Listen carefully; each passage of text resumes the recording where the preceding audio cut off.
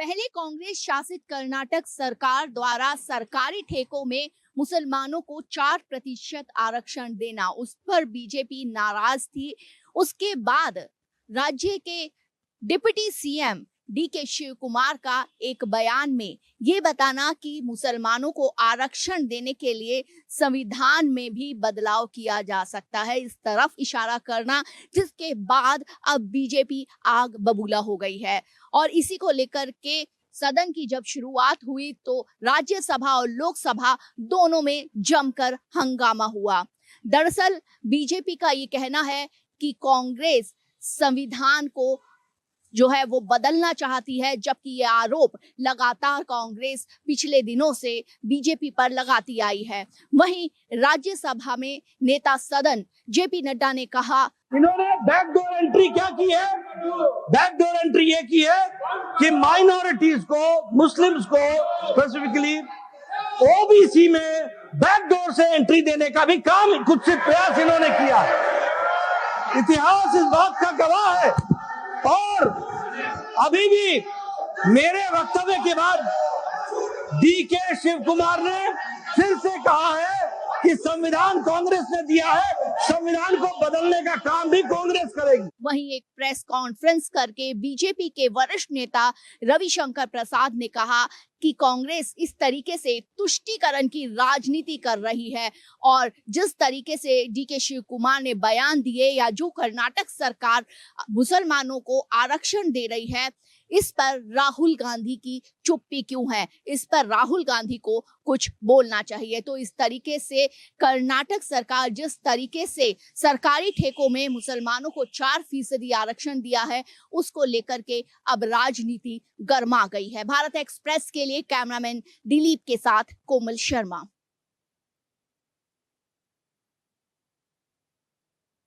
नागपुर के दंगाइयों के ऊपर बुलडोजर चलना शुरू हो चुका है। मुख्यमंत्री देवेंद्र फडणवीस द्वारा कर्मचारियों और पुलिस अधिकारियों को सीधे निर्देश दिए गए हैं कि दंगा करने वालों को बख्शा नहीं जाएगा और एक नज़ीर पेश की जानी चाहिए, जिससे आने वाले समय में जो भी दंगा करे उसके सामने वो वाकया स्पष्ट दिखाई पड़े। और इसलिए उन्होंने यूपी पैटर्न शुरू किया, यानी दंगे के मुख्य आरोपी के खिलाफ बुलडोजर की कार्रवाई सुबह से हुई और उसके घर को नेस्तनाबूद कर दिया गया, जिसने दंगा भड़काने के लिए पब्लिक को इकट्ठा किया था और उन्हें उकसाया था। फ़हीम शमीम खान अब पुलिस की गिरफ्त में है। एक तरफ उसके ऊपर कानूनी कार्रवाई हो रही है तो दूसरी तरफ उसके गैर कानूनी कंस्ट्रक्शन पर बुलडोजर चल रहा है।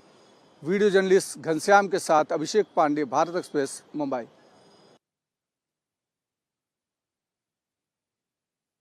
उत्तर प्रदेश के मुख्यमंत्री योगी आदित्यनाथ अपने भारतीय जनता पार्टी की 8 साल के सरकार के कार्यकाल का बखान कर रहे थे। उनके साथ दोनों डिप्टी सीएम ब्रजेश पाठक, केशव प्रसाद मौर्य, प्रदेश अध्यक्ष, साथ ही एनडीए के सहयोगी दलों के मंत्री भी मौजूद रहे। उन्होंने कहा कि जिस तरीके से लगातार प्रदेश 8 साल में विकास किया, वो दिन दूर नहीं जब अपना प्रदेश सबसे विकसित प्रदेश होगा। लोक भवन में इस अवसर पे तमाम सरकार की उपलब्धियों का होर्डिंग भी लगाया गया था।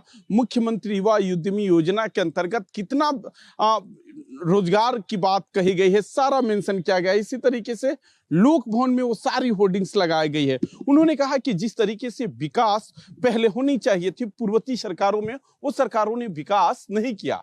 उन्होंने कहा कि प्रदेश के विकास में सबसे बड़ा रोल एक्सप्रेसवे का होता है, तो हमारे प्रदेश में सबसे अधिक एक्सप्रेसवे है, सबसे अधिक एयरपोर्ट है। और उन्होंने धार्मिक महाकुंभ का भी जिक्र किया। उन्होंने कहा कि पूरे देश में जितने आंकड़े में पर्यटक आते हैं, केवल कुंभ में ही उतना है। सहयोगी शहनवाज खान के साथ रजनीश पांडे, भारत एक्सप्रेस, लखनऊ।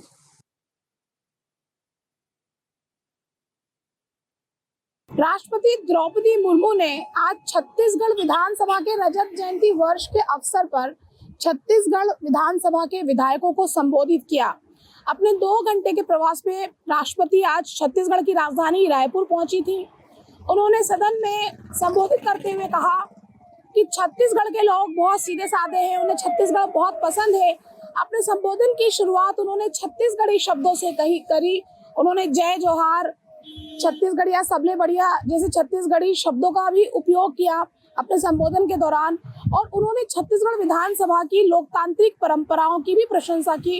उन्होंने कहा छत्तीसगढ़ की विधानसभा में पिछले 25 वर्षों में, जब से ये राज्य बना है, विधानसभा बनी है, इन 25 वर्षों में कभी भी सदन में मार्शल का उपयोग नहीं किया है, मार्शल का उपयोग नहीं करना पड़ा है।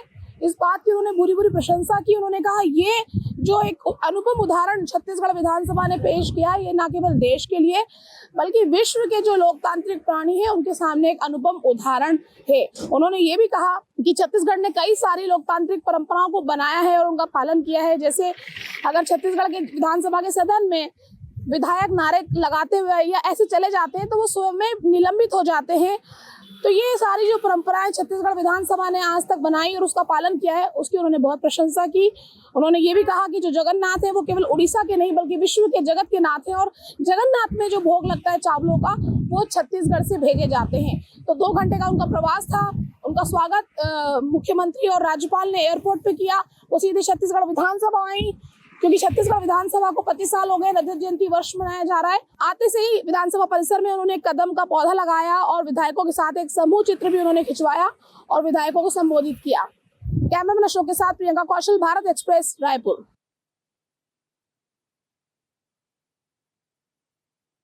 जम्मू कश्मीर के कठुआ जिले के हीरानगर सेक्टर में आतंकियों के बड़े हमले की साजिश नाकाम कर दी गई है।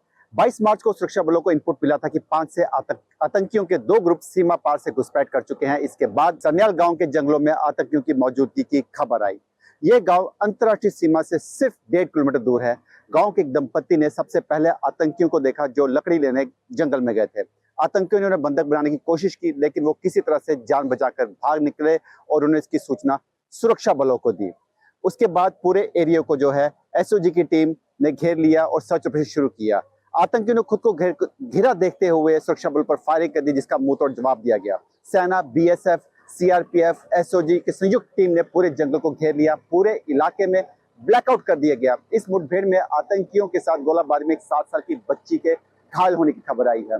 मुठभेड़ के दौरान आतंकी फरार होने में कामयाब हो गए और अब ड्रोन की मदद से जंगलों में उनकी लोकेशन ट्रैक की जा रही है। जानकारी के मुताबिक जैश-ए-मोहम्मद के ये आतंकी का जो गुट है, ये नया दल है जिसने इसमें घुसपैठ की है जम्मू कश्मीर में, और करीब 5 आतंकियों के छिपे होने की आशंका है। और सुरक्षा बल इस बात को सुनिश्चित कर रहे हैं कि कोई भी आतंकी घेराबंदी तोड़ के ना भाग पाए। फिलहाल ऑपरेशन जारी है और सुरक्षा बल इस पूरे इलाके को खंगाल रहे हैं ताकि कोई आतंकी बचकर भाग ना सके। ये मामला इस बात का संकेत है कि घुसपैठ की कोशिशें लगातार जारी हैं, लेकिन हमारे सुरक्षा बल सतर्क हैं और हर खतरे का मुंह तोड़ जवाब देने के लिए बिल्कुल तैयार है। विकास अब्रोल, भारत एक्सप्रेस के लिए हीरानगर सान्याल से।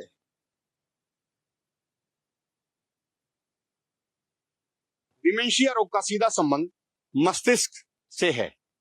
अगर आप डिमेंशिया के शिकार हैं तो आपकी याददाश्त और आपके व्यवहार में बदलाव हो सकता है। विशेषज्ञ मानते हैं कि ये केवल वृद्ध लोगों में ही नहीं बल्कि अन्य लोगों को भी हो सकता है। देखिए, डिमेंशिया एक बहुत ही, जिसे कहते हैं ना, अम्ब्रेला टर्म है, जिसमें थिंकिंग डिसऑर्डर जो होता है, बेसिकली न्यूरोलॉजिकल डिजीज है, जिसमें हमारा थिंकिंग डिसऑर्डर जो है और जो कॉग्निटिव बिहेवियर है उसको इसको अफेक्ट करता है ये, और इतना अफेक्ट करता है कि जो पर्सन की डेली एबिलिटीज हैं उनको इम्पेयर करने लग जाता है, मतलब उसमें रुकावट आने लग जाती है। इस बात का जिक्र इसलिए किया जा रहा है कि ये रोग तमाम राजनेताओं में पाया गया था और पाया जा रहा है। चूंकि इसका कोई इलाज नहीं है, लिहाजा इसको व्यायाम के जरिए ही और नियमित दिनचर्या के जरिए ही इस पर लगाम लगाया जा सकता है। आपको सीधे सीधे डॉक्टर्स की सलाह लेनी जरूरी है। कहा जा सकता है कि जो लोग अल्कोहल और अन्य नशा का उपयोग करते हैं उन पे ये सीधा अटैक करता है। उपचार न होने की वजह से इसका एकमात्र उपाय है कि आप नियमित व्यायाम करें और अपने जीवन को सरल बनाएं। कैमरा पर्सन पवन के साथ राकेश, भारत एक्सप्रेस, दिल्ली।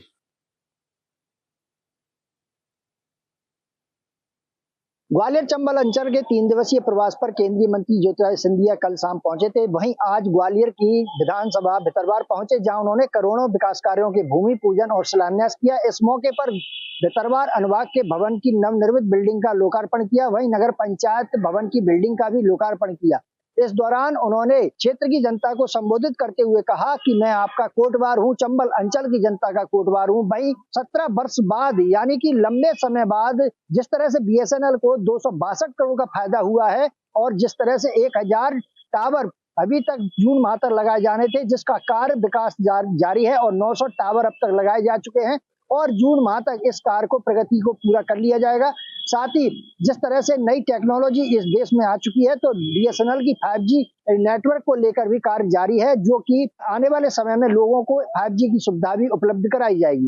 अक्टूबर से दिसंबर का क्वार्टर का 262 करोड़ का मुनाफा हुआ।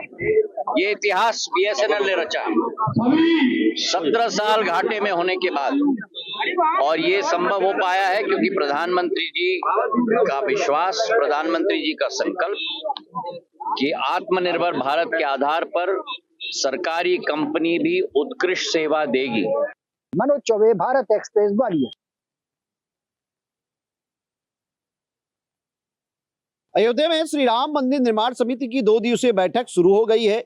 इस बैठक को चेयरमैन निपेन मिश्र कर रहे हैं और इस बैठक की जो सबसे खास है वो ये है कि रामलला के मंदिर के बाहर अंगद टीला में गिलहरी की मूर्ति स्थापित की जाएगी। जिस तरीके से कुबेर टीला में जटायु की मूर्ति को स्थापित किया गया है, उसी तरीके से राम जन्मभूमि परिसर अंगद टीला में गिलहरी की मूर्ति को स्थापित किया जाएगा। श्री राम मंदिर निर्माण समिति के चेयरमैन निपेन मिश्रा का कहना है कि रामायण और रामचरितमानस में गिलहरी के योगदान की जिस तरीके से बातें लिखी गई हैं, उसको देखते हुए, उन प्रसंगों को देखते हुए रामलला के मंदिर अंगद टीला पर गिलहरी की मूर्ति को स्थापित किया जाएगा। इसके साथ ही गोस्वामी तुलसीदास की मूर्ति रामलला के मंदिर, जो 18 मंदिर और साथ में बन रहे हैं, उस परिसर, जो रामलला का परिसर है, वहां पर मंदिर में स्थापित कर दिया गया है और ये माना जा रहा है कि इसी अप्रैल माह में भक्तों के लिए वो मंदिर भी खोल दिया जाएगा। तो जैसा जटायु को वहाँ कुबेर टीला में स्थापित किया गया है, उसी प्रकार अंगद टीला पर गिलहरी की एक मूर्ति स्थापित की जाएगी। तुलसीदास जी की मूर्ति स्थापित हो गई है।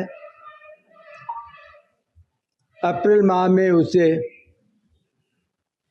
श्रद्धालुओं के दर्शन के लिए खोल दिया जाएगा। इस तरीके अगर देखें तो रामलला के मंदिर का जो शिखर है वो भी अब पूरी तरीके से कंप्लीट होता नजर आ रहा है। इसके साथ जो 18 मंदिर है वो भी निर्माण कार्य उसका तेजी से चल रहा है। ये 2 दिवसीय बैठक है, राम मंदिर निर्माण समिति की बैठक है और इस बैठक में राम मंदिर निर्माण को लेकर अहम यहाँ जो बैठक हो रही है उसमें फैसले लिए जा रहे हैं। किस तरीके से रामलला के मंदिर का निर्माण हो रहा है और कितनी तेजी के साथ ये मंदिर का निर्माण हो रहा है, जो अन्य मंदिर हैं वो कितनी तेजी के साथ बन रहे हैं और वो कब भक्तों के लिए खोले जाएंगे, इन विषयों पर भी चर्चा हो रही है। कैमरा सहयोगी मानस के साथ मनमीत गुप्ता, भारत एक्सप्रेस, अयोध्या। दिल्ली हाईकोर्ट के मुख्य न्यायाधीश DK उपाध्याय ने एक परिपत्र जारी किया है। उस परिपत्र में कहा गया है कि जस्टिस यशवंत वर्मा से सभी न्यायिक कार्य वापस लिया जाता है और यह न्यायिक कार्य तब तक वापस रहेगा जब तक सुप्रीम कोर्ट के मुख्य न्यायाधीश संजीव खन्ना द्वारा गठित इन हाउस कमेटी इस मामले में अपनी रिपोर्ट नहीं गठित कर देती है। यशवंत वर्मा के घर 14 मार्च को आग लग गई थी, जिस दौरान भारी मात्रा में कैश मिला था। इसको लेकर सुप्रीम कोर्ट के मुख्य न्यायाधीश ने दिल्ली हाई कोर्ट के मुख्य न्यायाधीश से रिपोर्ट देने को कहा था। दिल्ली हाई कोर्ट के मुख्य न्यायाधीश ने सुप्रीम कोर्ट के मुख्य न्यायाधीश को अपनी रिपोर्ट सौंपी, जिस रिपोर्ट के आधार पर सुप्रीम कोर्ट ने इन हाउस कमेटी का गठन किया। इस कमेटी में हिमाचल प्रदेश हाई कोर्ट के मुख्य न्यायाधीश, पंजाब हरियाणा हाई कोर्ट के मुख्य न्यायाधीश और साथ ही कर्नाटक के न्यायाधीश शामिल हैं, जो इस मामले में जांच करेंगे और अपनी रिपोर्ट सुप्रीम कोर्ट को सौंपेंगे। अब देखना होगा गठित समिति कब तक अपनी रिपोर्ट सौंपती है और उसके बाद आगे क्या कुछ देखने को मिलता है। भारत एक्सप्रेस के लिए कैमरा पर्सन मनु के साथ गोपाल कृष्ण।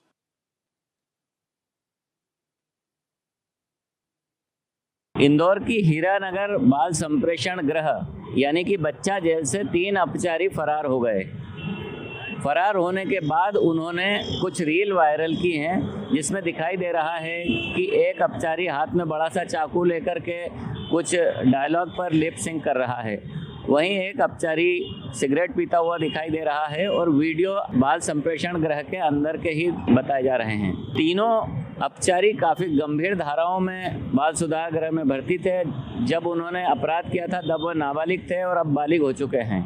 वायरल वीडियो बाल संप्रेषण गृह के अंदर ही बनाए गए हैं।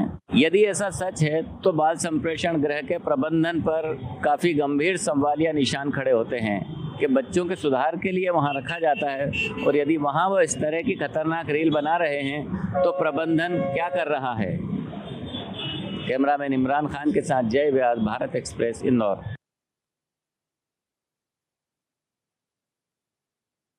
5 महीने में दूसरी बार हरियाणा आएंगे देश के प्रधानमंत्री नरेंद्र मोदी। आपको बता दें कि हरियाणा के सीएम नायब सिंह सैनी ने चंडीगढ़ में एक प्रेस कॉन्फ्रेंस कर बजट सत्र के दौरान पेश किए गए बजट को लेकर अपना लेखा जोखा रखते हुए जानकारी दी कि 14 अप्रैल को बाबा साहब अंबेडकर के जयंती के अवसर पर पीएम मोदी हरियाणा के हिसार और यमुनानगर में आएंगे और वहां बड़े कार्यक्रमों में शरीक होगा। आपको बता दें कि हरियाणा में इस समय ट्रिपल इंजन की सरकार है, क्योंकि लोकसभा में जो है वो बीजेपी के बाद हरियाणा में तीसरी बार विधानसभा में बीजेपी की सरकार बनी और इसके साथ ही जो ट्रिपल इंजन सरकार का नारा हरियाणा में दिया गया था, यानी स्थानीय नगर निकाय जो चुनाव थे उसमें भी बम्पर जीत हासिल कर बीजेपी ने नगर निकाय पर भी अपना कब्जा बनाया है। तो इस तरह से ट्रिपल इंजन सरकार के नारे के साथ और नॉन स्टॉप हरियाणा के नारे के साथ नायब सिंह सैनी के नेतृत्व में जो सरकार चल रही है